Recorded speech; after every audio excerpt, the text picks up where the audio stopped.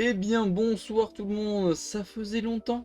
Et oui, aujourd'hui on va parler, évidemment, vous l'attendiez, vous me demandiez une deuxième édition, des animés et mangas Beyblade sous forme de tier list. Il y a un petit moment déjà, j'avais fait ma tier list personnelle qui s'était arrêtée à GT de mémoire. Là, littéralement tout est terminé du côté animation et manga en termes de Beyblade Burst. Ce qui fait que du coup on va pouvoir juger littéralement tout ce qui est sorti. Il y a du nouveau dans la catégorie animé, dans la catégorie manga forcément. Je vais vous montrer ça tout de suite, écoutez. Voici. Donc ça c'est la catégorie animé qu'on fera en premier, je vous connais. Je sais que vous accordez une toute autre importance au manga qu'à l'animé. Dans lesquels j'ai rajouté du coup, alors ça c'est la mauvaise place, il y a un peu tout qui est à la mauvaise place, c'est pas trop grave. Dans lesquels j'ai rajouté du coup Super King Dynamite Battle, les films, les deux films MFB et Bakuten. Et pour la catégorie manga, c'est un peu plus complexe, mais globalement j'ai repris le découpage de l'anime. Donc par exemple pour Bakuten, là c'est la partie 1, là c'est la partie 2 avec V-Force, là c'est la partie 3 avec G-Revolution, et ainsi de suite pour le reste du manga. J'ai rajouté Bakuten Rising et Soul Burst. C'est là où je vais m'arrêter à peu près en termes de spin-off de manga, si tu veux, parce que il existe pléthore de mangas Beyblade un peu obscurs, notamment Bakuten Denju Blader DJ, si je dis pas de bêtises, qui était un manga qui avait pour vocation de t'apprendre la technique dans Beyblade. C'était assez sympa en vrai, mais globalement, il n'y a que le chapitre 1 qui a été traduit, il n'y a que 3 tomes. C'est très annexe. Personnellement, j'ai pas pu les lire, donc de base je pourrais pas y juger, et en même temps c'est plus des produits dérivés de produits dérivés si tu veux, donc c'est pas très intéressant de les juger de mon point de vue. Là on va parler que de la saga principale. Hop, tac. Alors, pardon, est-ce que je peux... Alors attendez, je vais juste me remettre là où il faut. Ah voilà, merci, mille excuses. On va pouvoir commencer du coup, on va recommencer dans l'ordre chronologique comme on avait fait la dernière fois. Et si par rapport à la dernière fois il n'y a pas trop de changements, je m'attarderai pas forcément dessus. Mais de manière générale, j'ai fait la VOSTFR en fait de Bakuten enfin entre temps. Et du coup j'ai revu la série en fait. Et j'avoue que il y a eu 3 choses qui ont changé, et ça dépend les saisons, mais pas forcément bien, on va pas se mentir. Déjà la première saison de Bakuten Shoot, je la mets vraiment dans la moyenne. Je la mets vraiment dans la moyenne. Ça, pour le coup, je sais pas si ça avait changé par rapport à la dernière fois. Il me semble que je l'avais mis au quai tiers, mais c'est vraiment pas ouf. C'est très convenu. On développe un personnage par arc. Alors ça, c'est le côté sympathique de la série. Il y a l'arc où ils sont en Europe qui est long sa mère, la pute là. Il dure au moins je crois une bonne dizaine d'épisodes. Il sert à rien cet arc, il sert à rien. Avec les espèces de méchants zombies nuls à chier, ça, putain. Le retournement de veste de Kai au dernier arc qui est pas dingue. Ça trébuche sur pas mal de points, et c'est peut-être la première fois où je vais parler d'animation. Mais parce que c'est nul à chier aussi quoi. C'est l'animation de cette saison là, elle me sortait pas l'excuse de l'époque, elle est éclatée au sol. Yu-Gi-Oh qui était sorti mais des années avant faisait 100 fois mieux que ça, et vous pouvez même pas sortir l'excuse parce que ils ont sorti une saison une année après, donc les moyens technologiques n'avaient pas évolué de ouf entre temps, qui était mais infiniment mieux en termes d'animation en tout cas. Voilà. Donc voilà, niveau scénario, ça a un peu baissé dans mon estime depuis que je l'ai fait en VOSTFR. En fait, je me suis fait chier. Je me suis fait chier en l'avant en VOSTFR parce que du coup, je trouvais le temps long. Et j'avoue que déjà à l'époque, je trouvais que certains arcs étaient pas très intéressants. Et du coup, là encore plus, malheureusement.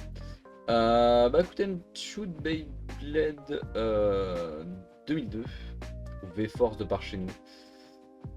Je vais le garder là, je vais donner mon avis, j'aviserai en fonction de ce que je dis là-dessus. Pareil, lui il a pas mal baissé dans mon estime, mais genre encore plus que la saison 1 si tu veux. Ça veut pas dire que je vais le mettre en dessous, mais ça veut dire que j'ai été encore plus déçu en refaisant la VOSTFR parce que lors de mon premier visionnage, j'étais en mode putain, la saison est assez intéressante. On alterne entre le groupe d'Ozma et le groupe de scientifiques de manière assez régulière. C'est assez intéressant en termes de narration, enfin c'est assez dynamique. Et la vérité c'est que c'est quand même pas mal rempli de fillers. Certains arcs qui se veulent un peu canon bah, font très bizarre.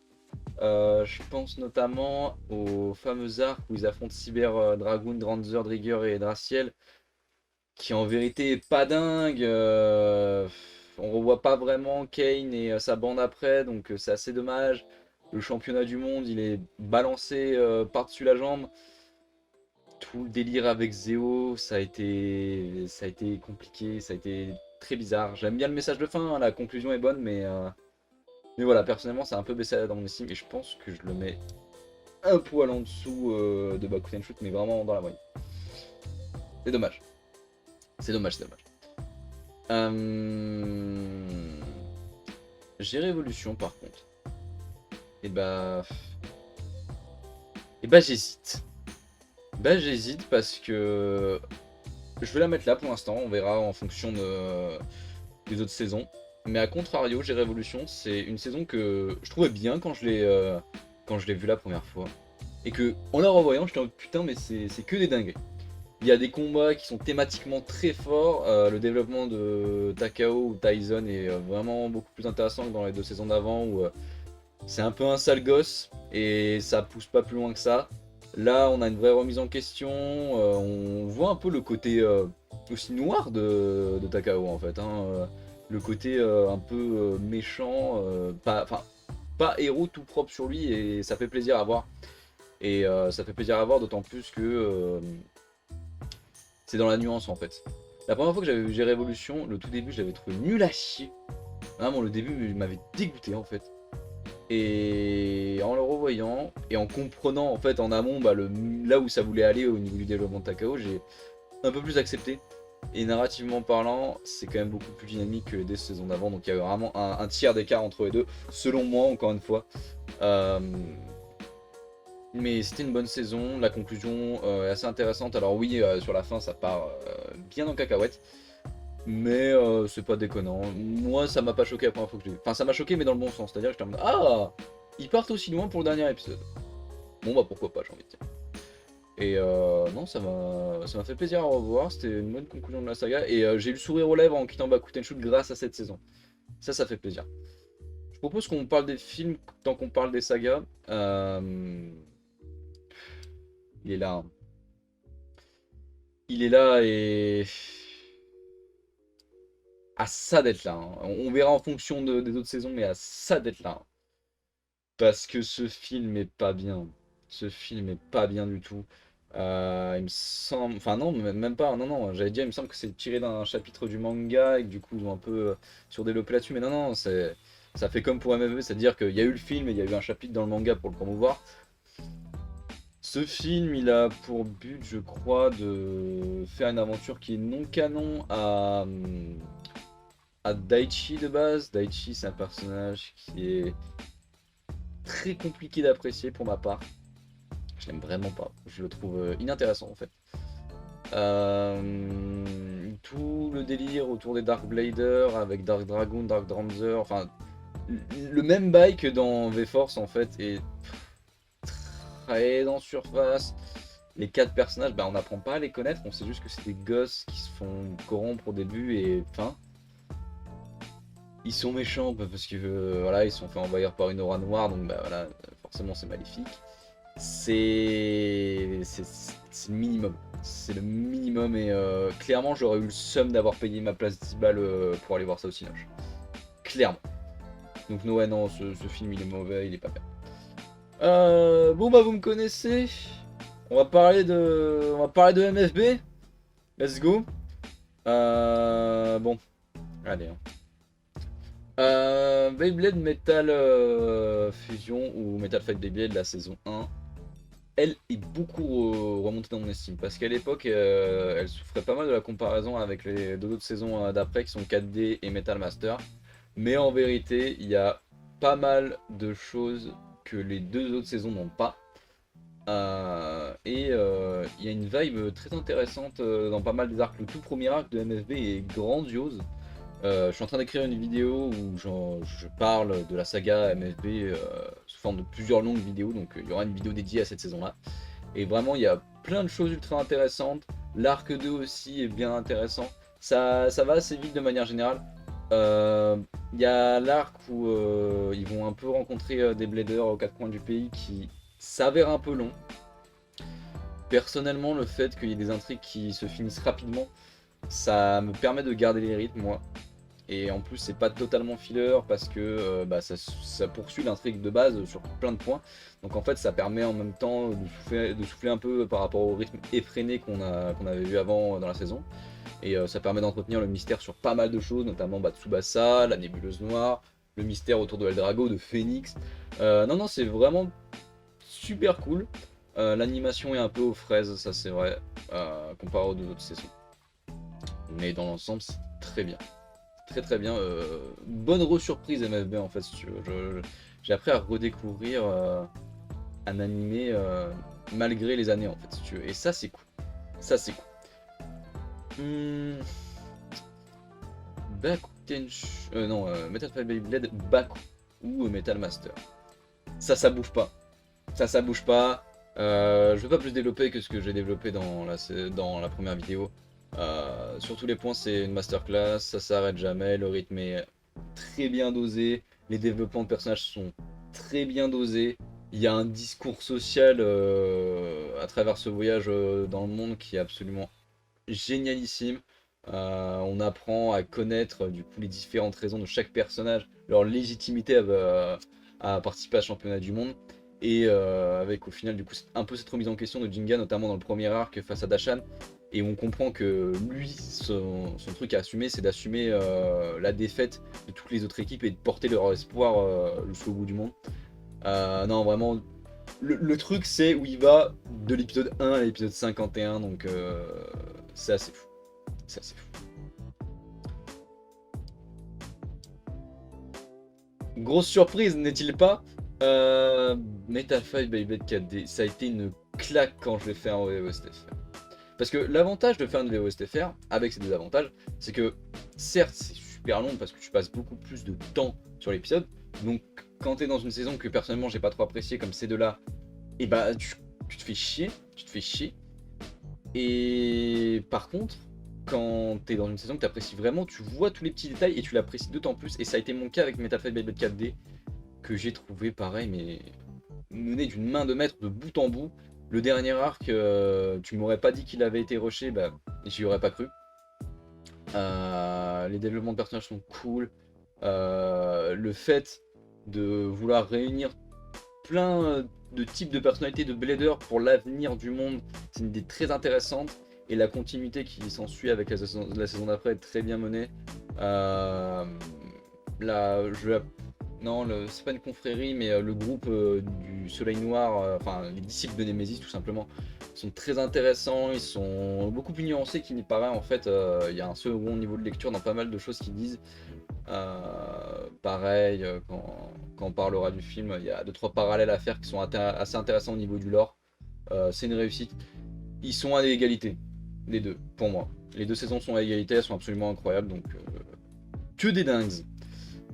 0G, je la mets là. 0G, bah, vous connaissez le discours, pareil, à ce niveau-là, ça n'a pas trop changé. Très bonne saison, très bon développement de personnages, très bonne nouvelle formule, très bonne remise en question de la saga, de se dire, au lieu d'aller toujours plus loin dans la démesure, de, au contraire, ralentir et repartir sur des bases un peu plus chill, avec des thèmes qu'on n'a pas forcément pris le temps d'aborder et qui sont raccords avec les zones 4.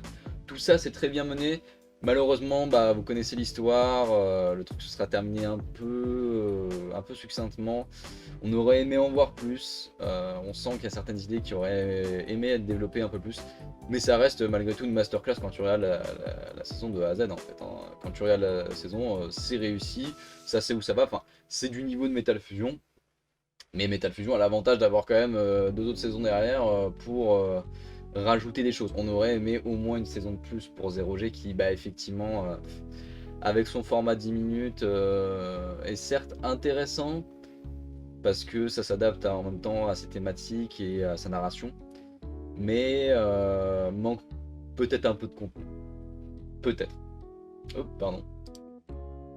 Hop, j'espère avoir rien oublié. Désolé, j'ai été forcé de m'occuper d'autres affaires. Non, mais globalement, c'est à peu près tout ce que j'avais à dire sur 0G. Voilà, comme je disais, malheureusement, ça s'est terminé un peu succinctement. Et en termes de contenu et de lore, c'est vrai que comparativement à la saison 1 de MFB, elle a pallié de pas avoir d'autres saisons pour développer un peu plus ses questionnements à elle en fait en termes de saison. Que ce soit le mystère autour de Sakyo, tout ce qui est la nouvelle WBA, ça aurait été intéressant. Il y a plein de petites graines qui sont du coup libres d'interprétation et d'une certaine façon c'est tant mieux, mais qui en même temps du coup nous donnent envie d'en voir plus et on n'en voit pas plus. Et à ce niveau-là, j'avoue que c'est dommage. Le film. Je le mettrai là. Je le mettrai là. Il est très sympathique. C'est un mini arc de MFB d'1h30. Il y a des petites longueurs à un moment donné, notamment le passage où t'as Masamune et tout le bordel qui vont aller défier Helios. À ce niveau-là, c'est pas ouf. Mais la conclusion est bonne. Le personnage d'Helio est assez sympa. Tout ce qui est Baki, mais sa secte, c'est très intéressant aussi. À ce niveau-là, non, c'est assez cool. Pareil, le film c'est où il va, mais bon, voilà. Tu sens que c'est un arc condensé en 1h30 et par conséquent, en fait, t'es en mode ah oui, mais ça a été court quand même, quoi. Donc, ouais, peut-être un peu plus long pour en voir plus. Mais bon, ça a le mérite d'apporter au lore de MFB parce que pour le coup, lui est canon, pas trop, je sais pas. Parce que dans le manga, c'est sûr, Elio a fait évoluer Météo le Drago, donc à un moment donné, c'est qu'il a agi dans l'univers de MFB. Mais dans l'animé, on voit Elio à la fin. Ça, c'est sûr. Mais je crois que c'est Helios d'ailleurs. Je confonds avec le personnage de Pokémon. Helios, on le voit à la fin de 0G. C'est à peu près tout. On nous parle de l'oricalque d'Atlantide. Mais c'est à peu près tout. On en parlera dans un prochain bail théorique, tout ça. Vous allez voir, ça va être sympathique. La saison... Enfin, on va passer à Burst, du coup. La saison 1 de Beyblade Burst... Je vais pas être gentil, hein. Non, non. Non, non, elle est là. Non, elle est là. Je suis désolé. J'y arrive pas cette saison. Cette saison, je n'y arrive pas. Enfin, non, je garde ça pour plus tard parce qu'on parlera du manga plus tard. Mais c'est clairement pas le problème que ce soit une nouvelle saga. Le problème, c'est que t'as un arc 1 qui est une masterclass de bout en bout, incroyable. Ça parle de plein de trucs en même temps. Tous les personnages sont assez intéressants. Ils ont tous une bonne place. Il y a peut-être Gimba Orochi qui est peut-être un peu mou et pas. Enfin, c'est pas celui qu'on a envie de suivre le plus, mais il faut des personnages secondaires de partout. La rivalité entre Shu et Valt est très intéressante. Et puis, t'as un gros bloc de rien qui te prend 35 épisodes de l'animé, facile. Non, 35 j'abuse peut-être. On va dire 25. 25 pour arrondir. 25 épisodes de l'animé. Et où il se passe globalement rien. Il n'y a rien de très intéressant. Le tournoi de repêchage est pas dingue. Le combat en équipe est pas exploité par la suite, alors que la saison littéralement d'après, c'est des combats en équipe. Valt est chiant. Valt est chiant. Je sais que vous aimez Valt, mais vous l'aimez parce que dans cette saison, et dans cette saison, il est cool. Dans les deux premières saisons, il casse les couilles. Donc Valt, je l'aime pas. Chou est très osef. Louis est tellement moins bien écrit que dans le manga, on en parlera après. Pareil pour Zack, pareil pour plein de personnages que je trouve inexploités et très gimmickesques. Et mine de rien, c'est un peu l'idée que je me fais de Beyblade Burst en animé, c'est que ils ont repris tous les gimmicks du manga. Ils en ont fait un animé très, mais alors très en surface. Et le dernier arc de la série est il est bien parce qu'il conclut, mais il y a plein de trucs ultra chiants. Naoki est chiant, Jina Izawa est chiant. Il y a plein de longueurs au début de l'arc, donc en fait t'as l'impression que ça va être aussi chiant qu'au début. Puis, arrivé aux demi-finales, ça commence enfin à être un minimum intéressant. Donc non, ouais, cette saison là, elle est pas ouf. Beyblade vs God, je la mets là. Beyblade Burst Gold, je la mets là. Parce que c'est probablement ma saison de Beyblade Burst favorite. Avec le recul des 6 autres saisons. Pour la simple et bonne raison que oui, il y a des fillers, oui, l'arc du Snake Pit qui est pas ouf, oui, Red Eye c'est raté. Mais dans l'ensemble, c'est l'arc qui respecte le plus son lore, son côté saga, respecte plus le plus ses personnages secondaires. On sent une vraie continuité de Beyblade Burst et un respect de son univers. Et il y a des idées très intéressantes, que ce soit avec Dyna et les Paris Bladers, que ce soit malgré tout avec Red Eye, même si ça a été mal fait à la base, ça part quand même d'une bonne intention. Free est un personnage très intéressant, Cisco c'est ok, puis sur la fin du tournoi en équipe il est pas mal. Rantaro sert toujours à rien, ça change pas. Valt commence à changer, Valt commence à être le héros de sa propre histoire et ça fait plaisir. Sinon, ouais, il y a des personnages secondaires assez au mieux intéressants. Enfin non, je veux dire au pire sympathique, au mieux intéressant. Il y en a qui sont vraiment casse-couilles, genre KSM, je le déteste. Il y a Curse qui, voilà, pareil, apporte un peu de l'or avec l'ancien numéro 1 mondial. Non, la saison a le mérite d'apporter ce qu'elle apporte et même si tout n'a pas été parfait, au moins j'ai ressenti une certaine fidélité par rapport aux matériaux de base et surtout une envie de faire bien. Ce qui n'est pas le cas de cette saison. Je vais pas revenir là-dessus, je l'ai pas revu depuis, mais j'en ai absolument pas envie. C'est de la merde sur un coulis de merde, sur un tas de merde. Aucun intérêt. C'est simple. Oui, ok, il y a le développement d'Aiga. Enfin, le truc, c'est que les aventures d'Aiga sur le matériau de base étaient pas très longues, ce qui est pas un défaut en soi. Mais du coup, là, ils ont voulu l'étaler sur 51 épisodes, pardon. Sur 51 épisodes. Avec un développement de faille qui apparaît dès l'épisode 14, donc c'est long sa mère, des personnages secondaires qui sont Osef en veux-tu en voilà, une relation avec Ranjiro qui, je sais vous l'aimez, mais est confuse au possible. Non, vraiment, cette saison-là, il y a quasi rien à sauver. Et je vais pas m'étaler plus là-dessus. GT, elle est là. Pourquoi je la mets en dessous de God alors que la dernière fois je l'avais mis au-dessus? Parce que je croyais encore au potentiel de saga de Beyblade Burst en animé. Et bah maintenant que ça s'est terminé, j'avoue que ça me laisse un goût amer en bouche. En fait, le truc c'est que c'est un arc filler. Beyblade Burst GT, tu le retires de la saga Beyblade Burst, ça ne change rien. Ok, il y a Valve qui va aider Delta à faire sa toupie. Waouh. Mais c'est à peu près tout. Sinon tout le reste est confiné entre les personnages de GT.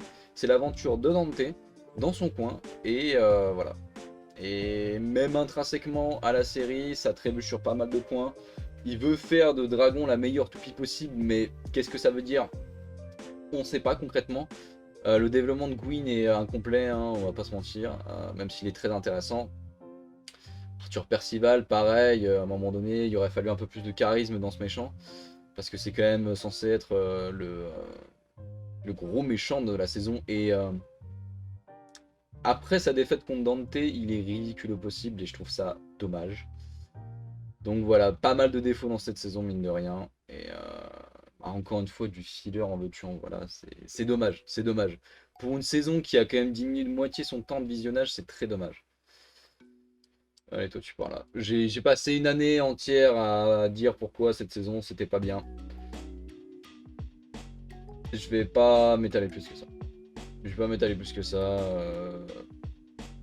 Les deux protagonistes sont Osef. Les personnages qu'on ramène sont vraiment ramenés là juste pour le fanservice. Il y en a 2-3 qui ont un développement qui était déjà bien amorcé auparavant.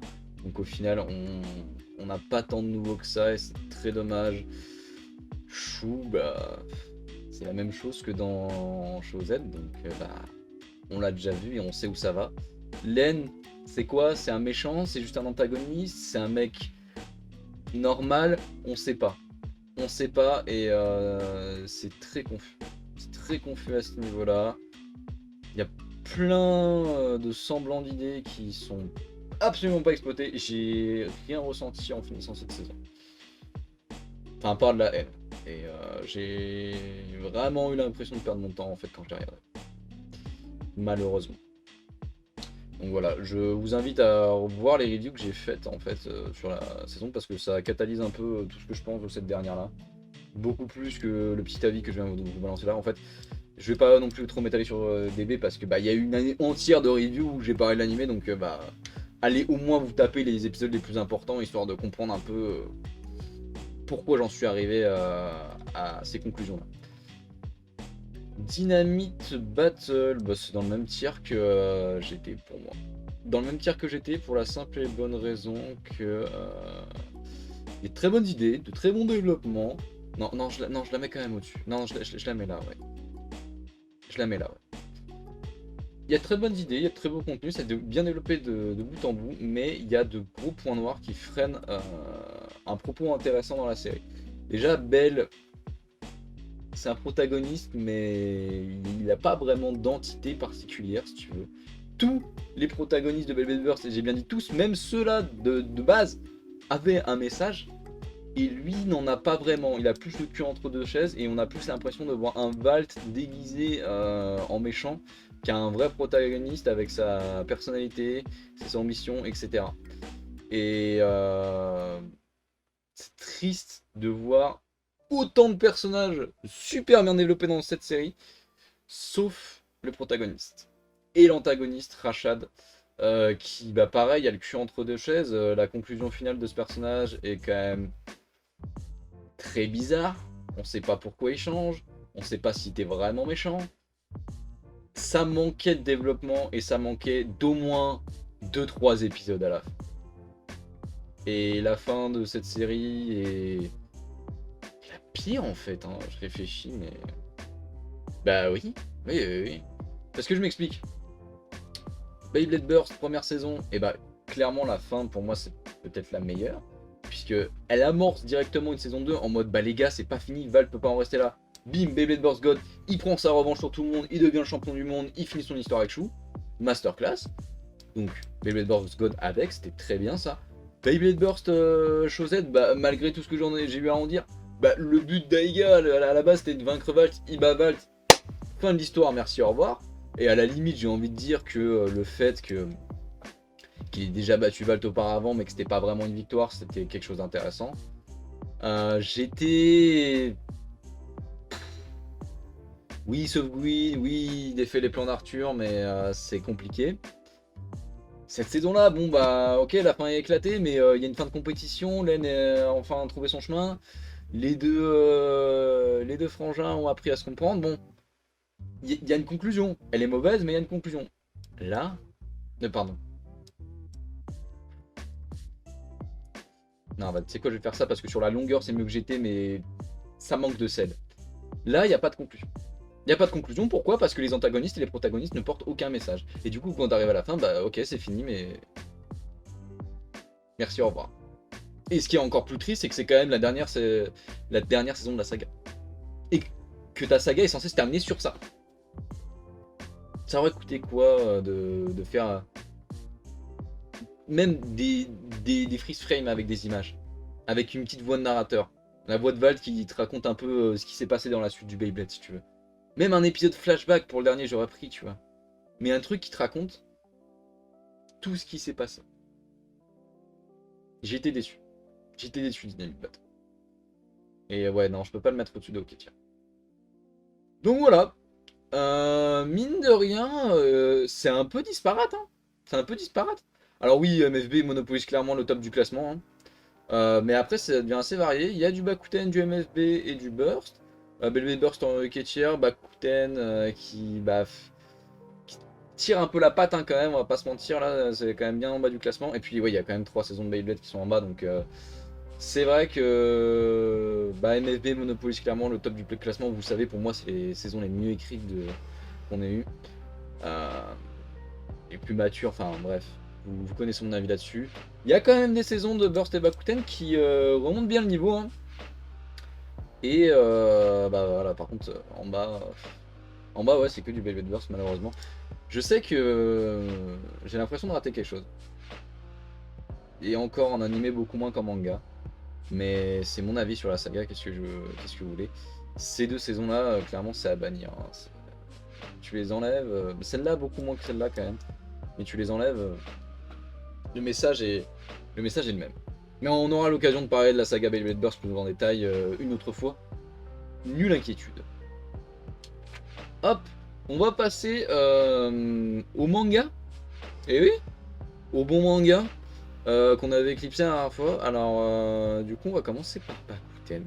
J'ai repris le découpage des animés, mais c'est un peu particulier. C'est un peu particulier parce que Bakuten, si tu veux, je devrais trier les trois en même temps. Parce que c'est vraiment un tout.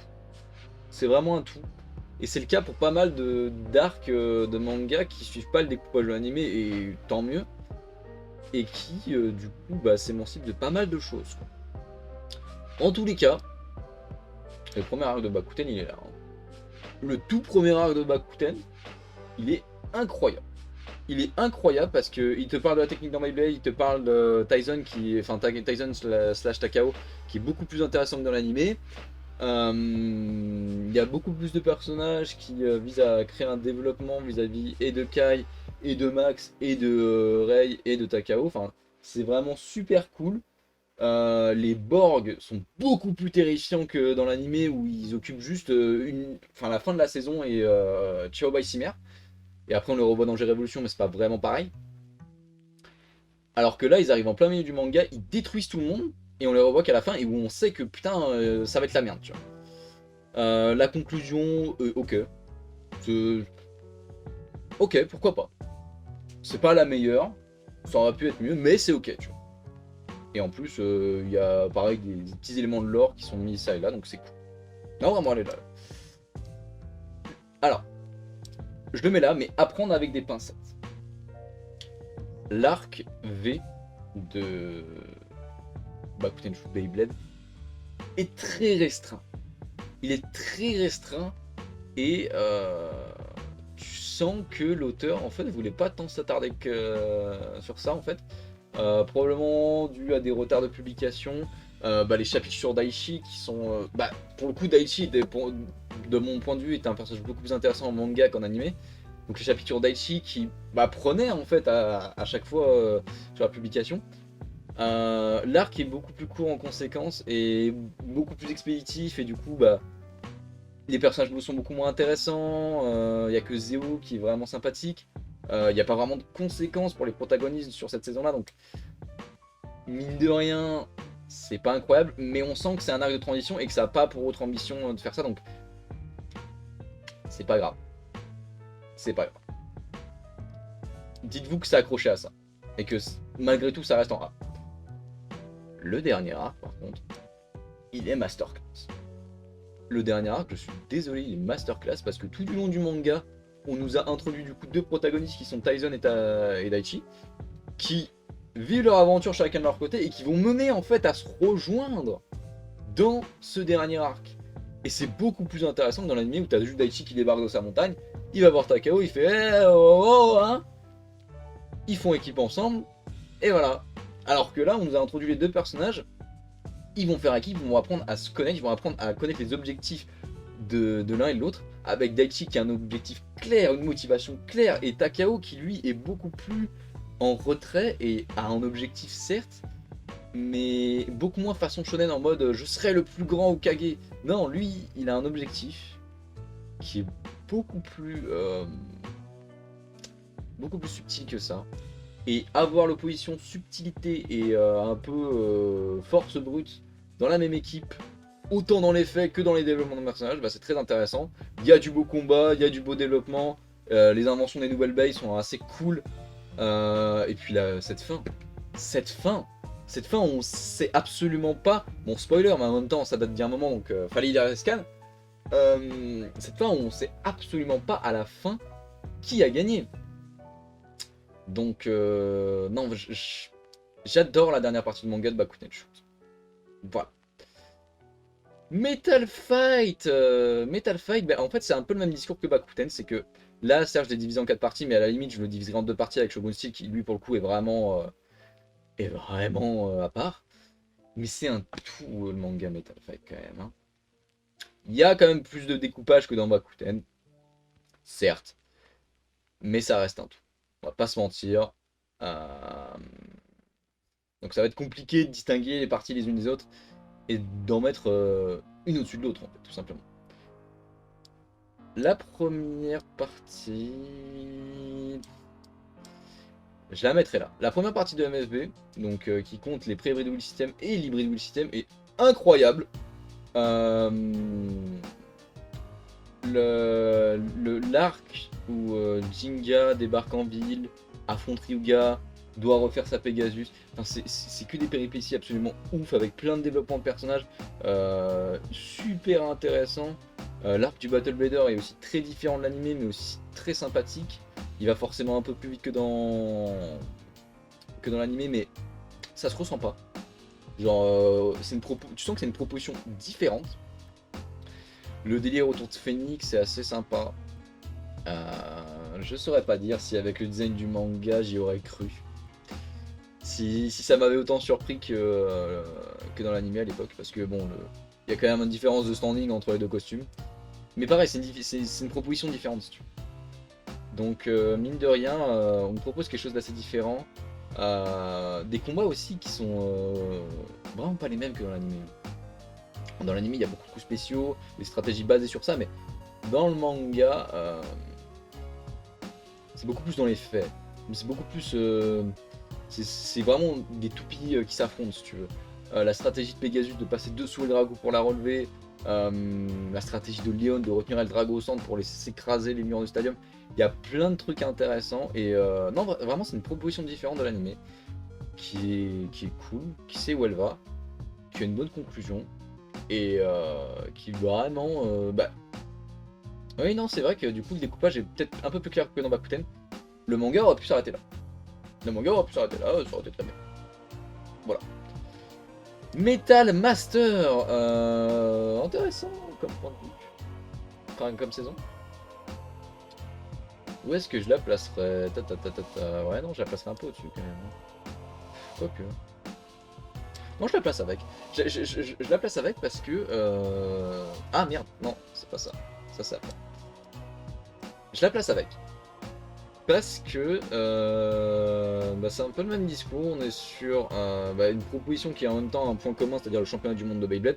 Le truc avec les mangas MFB par contre, c'est que on est sur beaucoup de tournois. Il y a beaucoup de tournois dans les mangas MFB. Quasiment que ça en fait. Donc là, l'arc entier, c'est littéralement le championnat du monde de Beyblade. On nous présente Masamune qui est un personnage, en fait un peu comme Daichi d'une certaine façon, très shonen premier degré comparé à Jinga et qui a littéralement pour ambition d'être le meilleur blader de la planète. Et s'il doit vaincre Jinga pour ça, il s'en bat les couilles. Et clairement, on sent que. Enfin. Masamune en a posé bien plus dans le manga que dans l'anime pour moi.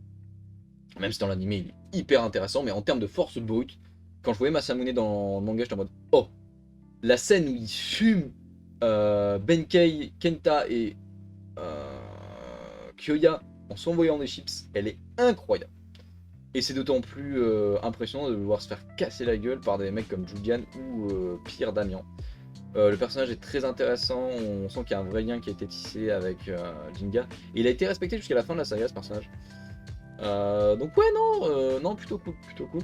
Je la mets avec la saison 1 de MFB, pareil, tout le délire autour de Faust, qui est du coup littéralement l'antagoniste de cette saison-là, enfin de cette partie-là du manga, qui a rien à voir avec Toby pour le coup, avec le retour de Doji qui est intéressant, qui du coup a probablement inspiré Zigura d'une certaine façon, mais qui du coup pour le coup, enfin là c'est vraiment Doji. Je sais que, enfin moi c'était ma vision dans l'animé, quand je voyais Zigura j'étais en mode c'est Doji de la saison 2, voilà, il lui ressemble quand même énormément, et là pour le coup c'est littéralement Doji, donc ça m'avait un peu conforté dans cette idée là, même si Ziggurat est intéressant, etc., il n'y a pas de souci, mais il y a une ressemblance entre les deux qui est palpable.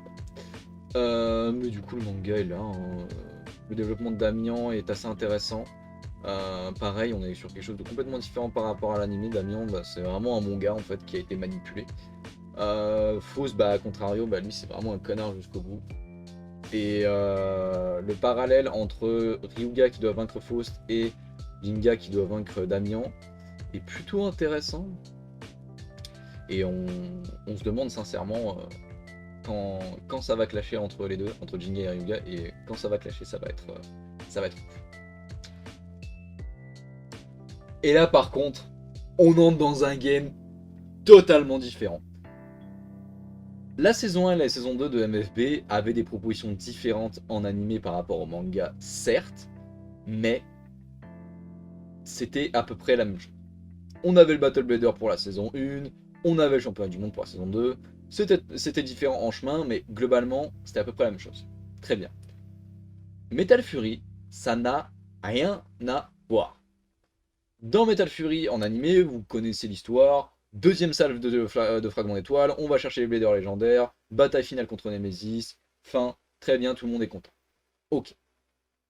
Dans le manga, c'est une affaire totalement différente. On a le droit à un troisième tournoi, qui est l'Ultimate Blader, qui globalement va faire s'affronter les meilleurs Bladers de la planète qui ont fait des résultats dus au dernier championnat du monde. Donc dans Metal Master. Et du coup, les Bladers légendaires, qui sont des Bladers interdits de tournoi, car jugés par comme trop forts. Et du coup, ça relance directement un intérêt dans la saga de se dire bah oh, putain, en fait, on n'a pas vu tous les Bladers les plus forts de la planète. Donc du coup, bah, il nous reste plein de gens à découvrir. J'en ai pas mal parlé dans ma vidéo, les 5 moments les plus... enfin, les 5 moments du manga Metal Fight Beyblade. Vous arriverez à la retrouver, je pense. Vous mettez Pegajinka 5 moments manga Beyblade, normalement, vous la retrouvez. Je la mettrai peut-être en fiche. Toujours est-il que du coup, c'est ma partie préférée du manga. Ma partie préférée du manga pour la simple et bonne raison que, bah, effectivement, tous les combats dans ce putain de manga sont incroyables à suivre. Tous, à part peut-être celui contre Aguma qui est plus là pour faire un combat qu'autre chose, sont des développements de fou pour Jinga. Le combat contre Kyuya est incroyable, le combat contre Ryuya, mais un des meilleurs de la saga. Hein. Vraiment, tu me demandes c'est quoi le meilleur combat de tout Metal Fight, mais je te dis c'est ce combat, mais de loin. Le combat contre... comment s'appelle-t-il, King dans le manga, mais masterclass. Dans l'anime aussi, hein, c'est pas la question, mais masterclass dans le manga.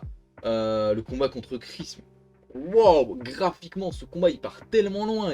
Et Chris a clairement la carrure d'un semi-boss final. Nemesis c'est d'autant plus intéressant dans le manga. Dans l'anime il l'est tout autant, mais il est... Enfin, pareil, on est toujours sur une proposition différente. L'obtention du coup spécial ultime avec Masamune et Jinga qui sont les deux meilleurs BLD de la planète qui vont littéralement être en compétition pour avoir ce coup spécial ultime et où ça va se jouer du coup sur l'esprit du Blader littéralement. C'est une masterclass ultime. Le combat contre Nemesis c'est très cool. Vraiment, cette partie-là est très sympathique. Il y a des chapitres spéciaux qui sont aussi très cool, notamment le chapitre où tu as Ryuga et Jinga qui partent dans un jeu vidéo. Le chapitre sur celui qui a Omega Dragonis, Ryuto, qui aura fait pareil de lui pour d'autres raisons, vous le savez. Mais voilà, globalement, des choses intéressantes. Ma partie favorite du manga, no cap. Beyblade Shogun Steel.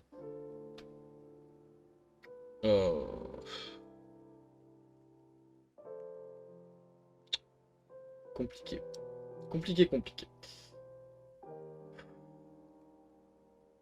Non, je la mets.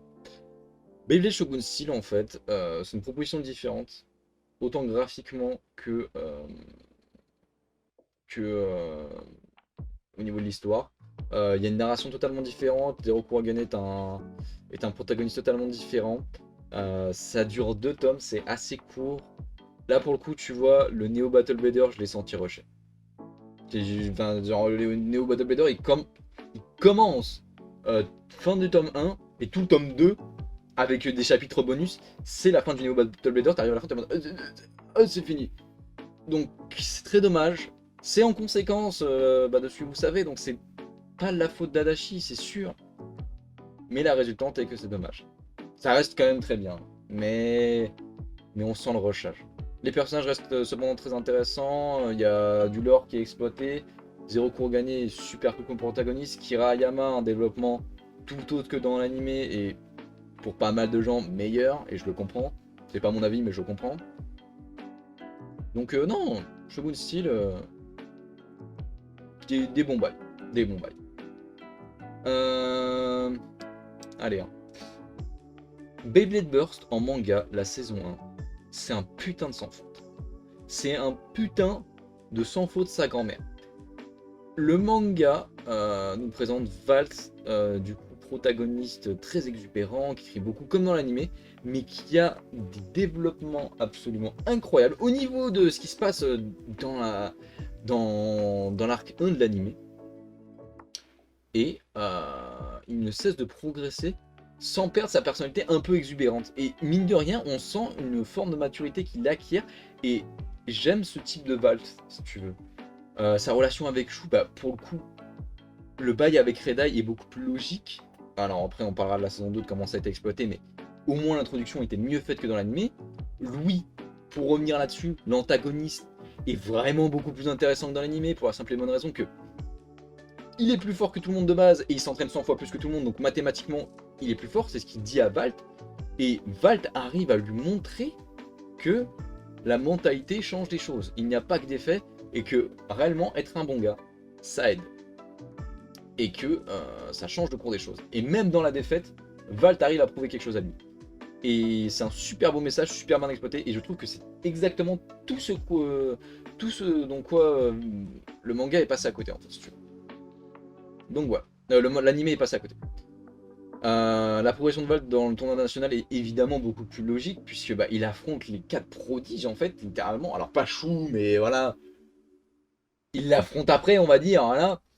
Il arrive à vaincre, entre guillemets, les 4 prodiges, parce que lui ne l'a pas vraiment vaincu, mais on sait comment ça se serait terminé autrement. Vraiment très bonne progression. Des personnages secondaires comme Gu ou Kwon, et bah, sont secondaires. Ils ont droit à un chapitre, fin, on n'en parle plus, c'est pas grave. C'est pas grave. Pas besoin de les exploiter plus.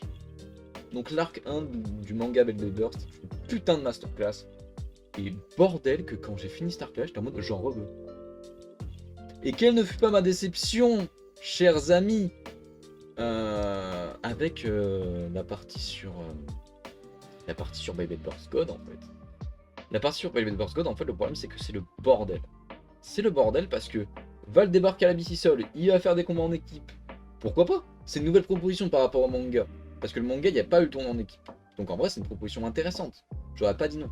Le seul problème étant, c'est que bah, cet arc se finit même pas, puisque Valt enchaîne directement sur les tournois en solo, vu que bah, on se doute bien que le mangaka, il y a Takara qui est arrivé, qui a fait bah frérot, là on est à la fin de l'année, donc va falloir que je te bouge le cul, donc il a fait ah bon bah Godblader Cup. C'est le bordel, certains personnages manquent très clairement de charisme, alors qu'ils sont censés être imposants as fuck. Joshua Renmussen, ou j'ai plus son nom en VO, je suis désolé. Ces deux personnages-là font quand même partie du top 5 mondial et ils se font éclater leur mère. Ça me casse les couilles de ne pas les avoir plus vus. Il y a une sous-exploitation de l'univers de cette saison comparée à l'animé qui est vraiment dommage. Et où pareil, bah, j'aurais aimé en voir plus. Et bon, bah, tout le développement autour de Red Eye. Hein. N'hésitez pas à revoir ma vidéo pour avoir mon avis là-dessus, mais ça a été le bordel, ça aussi. Il n'y avait pas besoin de tout ça. C'est ça le problème, c'est qu'il n'y avait pas besoin de tout ça. Bon.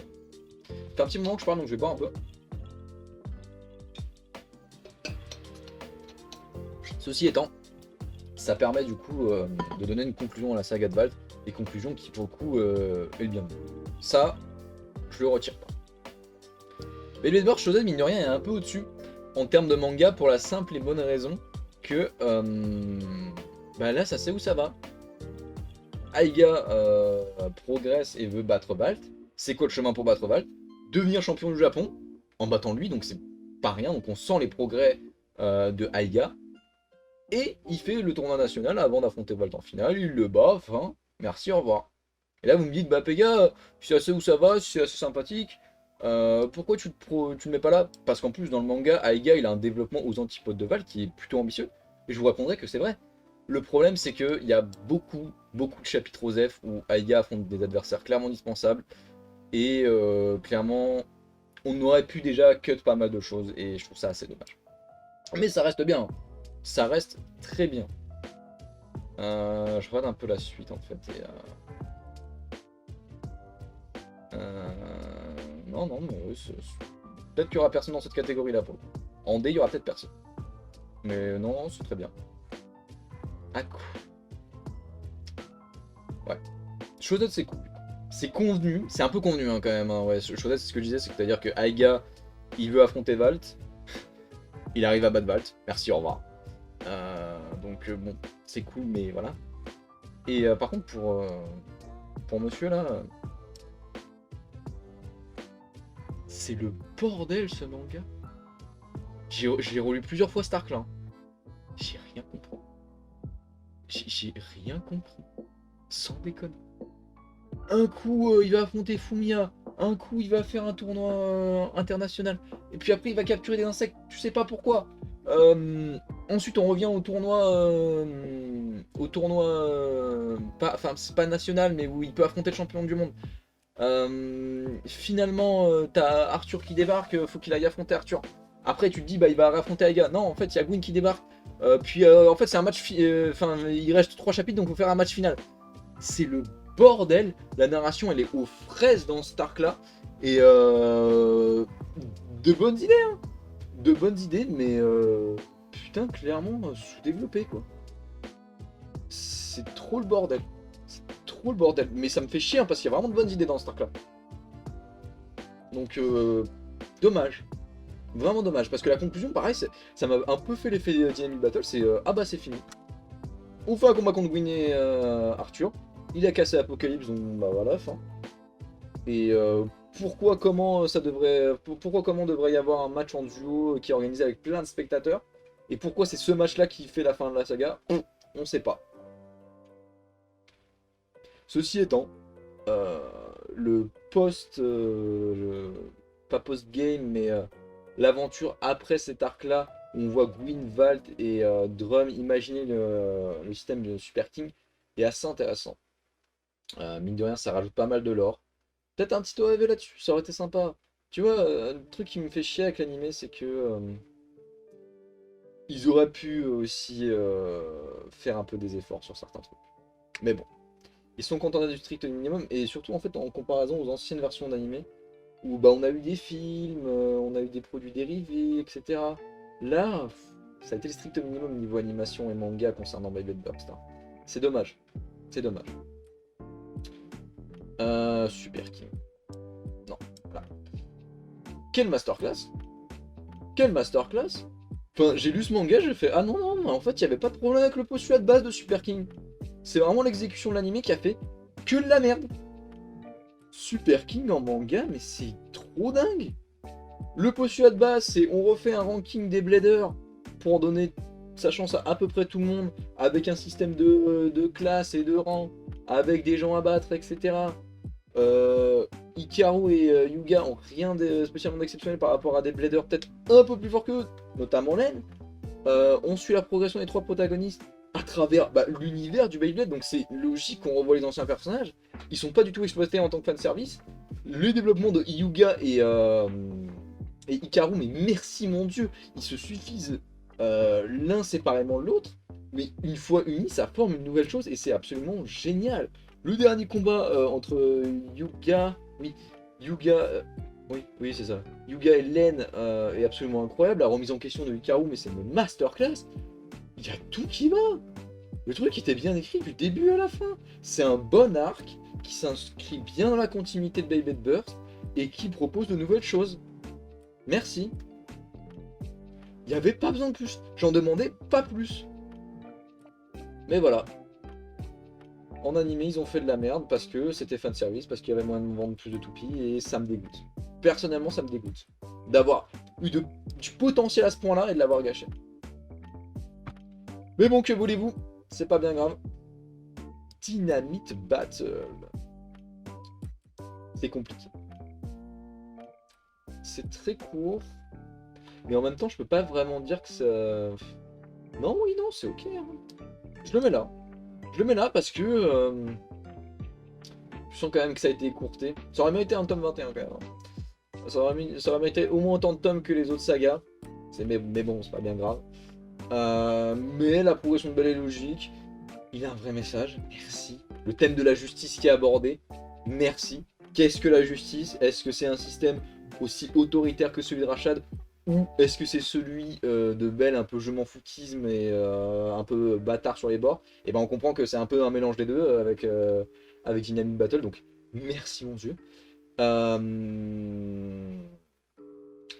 Très très bon message, très bon développement. On revoit les anciens personnages pour les nouveaux gears, donc c'est plutôt stylé. La conclusion, putain, il y a une conclusion. On revoit à peu près tous les personnages. Alors oui, on pouvait pas tout faire. Mais ça me va, moi. Moi, ça me va, j'en demandais pas plus. Donc, le manga Bellwether s'est terminé sur une bonne note, avec un bon arc. Et j'ai clairement l'impression d'avoir une fresque où chaque protagoniste a donné sa pierre à l'édifice. Drum, ça reste compliqué, mais j'admets. Et où il y a une véritable histoire des BDR, comparée à l'animé, où c'est vraiment des histoires indépendantes et qui clairement auraient pu être retirées du Schmidblick sans aucun problème. Mais Dynamic Battle, c'est très bien en manga. On va terminer avec les deux spin-offs de MFB Bakuten, donc avec les remakes des Toupee Burst. Bon, c'est là. Oh, c'est là. Bakuten Shoot Beyblade Rising, bah malheureusement, j'ai pas pu tout lire parce que y a pas mal de chapitres qui sont sortis dans le Koro, de chapitres qui n'ont pas été traduits. On a évidemment pas de traduction française hein, pour un spin-off, faut pas déconner. Du peu que j'en ai eu, c'est très bon développement de la saga de base de Bakuten. C'est un petit bonus qui franchement fait plaisir. Je crois qu'il y a 4 tomes au total. C'est vraiment sympa. C'est vraiment sympathique, j'ai bien aimé. Rien à dire de plus là-dessus, quoi. C'est du niveau de ce qu'avait fait Takao Aoki à l'époque. Donc c'est cool. C'est cool, voilà. J'ai pas grand chose de plus à dire parce que malheureusement, voilà, j'ai pas pu tout lire. J'aurais aimé, j'espère qu'un jour je pourrai tout lire. Mais bon, en attendant, on s'assoit dessus, comme on dit. Et on va enchaîner avec Metal Fight Beyblade Soulburst. Au premier abord, tu te dis, ouais, c'est qu'un chapitre, c'est sympathique, il y a le retour de Doji, il y a Kyoya, il y a pas Ryuga, mais bon, c'est pas grave. Il y a les remake Burst, c'est sympa, c'est ok. Bon. Tu vois, ça aurait été que ça, je l'aurais mis là, quoi. Tu vois. Voire même là, j'aurais été en mode, bah, du coup, ils ont fait qu'un chapitre, ça a pas développé grand chose, bon. C'est pas grave. Mais, c'est pas ça. Ce chapitre, bon, 40 pages. Il y a Adachi qui arrive et qui te fait tiens, c'est vrai qu'il y a eu un trou temporel entre Shogun Steel et Metal Fury. Si j'allais caler un peu de lore entre les deux, ce serait intéressant. Et si le système Burst, je l'imaginais un peu comme une continuité du système Synchrome, ce serait ouf. Et c'est ça a donné Metal Fight Beyblade Soul Burst. Une histoire indépendante qui se cale parfaitement dans la continuité et qui propose thématiquement, narrativement, un DLC entre Shogun Steel et Metal Fury, qui est dispensable certes, mais qui apporte clairement sa pierre à l'édifice quand tu le regardes. Et ça a été une masterclass. Et je l'ai traduit. Bref, voici du coup les deux tier list. Alors déjà conclusion sur la tier list manga. Beaucoup de bons trucs. Hein. En manga, on remarque que ça s'en sort beaucoup mieux qu'en anime. Hein, osons dire les termes. Et c'est assez varié. Il y a du Bakuten, il y a du Burst, il y a du MFB. Là pareil, Bakuten, Burst, MFB, il y a un peu de tout. Ça, je vous l'ai dit, c'est un peu spécial, mais bon, l'arc reste pas ouf. En Burst, bah voilà, ça reste un peu en dessous malheureusement sur certains points. On sent que Morita, sur certains points, au niveau du timing en fait, gérait pas beaucoup de choses. J'aurais pas fait mieux, évidemment, mais voilà, ça m'empêche pas de critiquer. Mais dans l'ensemble, c'est très bien. Et les 3 mangas sont incroyables en termes de saga totale. Et à ce niveau-là, bah voilà, comme vous le voyez, c'est beaucoup plus disparate. Alors oui, MFB s'en sort très bien. Burst, ça va. Mais voilà, il y a un peu de tout. Voilà. Bah du coup, dans l'ensemble, qu'est-ce que j'ai fait? Oui, j'ai branlé de la merde là, pardon. Du coup, bah voilà, c'était mes deux tier list. Bah du coup, des animés et mangas Beyblade. Tous deux du coup bah, au complet puisqu'il y a à peu près tout. Comme je vous l'ai dit, il manquait des mangas un peu obscurs Beyblade que j'ai pas pu lire. Je vous aurais bien donné mon avis là-dessus, hein, mais bon. J'ai pas pu les lire au complet, donc bah, ça aurait eu encore moins d'intérêt que Bakuten Shoot Beyblade Rising, où là déjà, à mon avis, il était pas bien développé. Mais en attendant, voilà, moi je trouve ça plutôt cool. On a enfin une tier list de la saga entière, ça fait plaisir. Je vous donne rendez-vous peut-être du coup dans plusieurs années, mon dieu, pour peut-être parler de la prochaine saga Beyblade qui arrivera. Ça sera intéressant et sympathique, je pense. En attendant, portez-vous bien. Des gros bisous tout le monde. N'hésitez pas à faire votre tier list en commentaire, je mettrai évidemment les liens dans la description. Des gros bisous et à plus. Ciao ciao.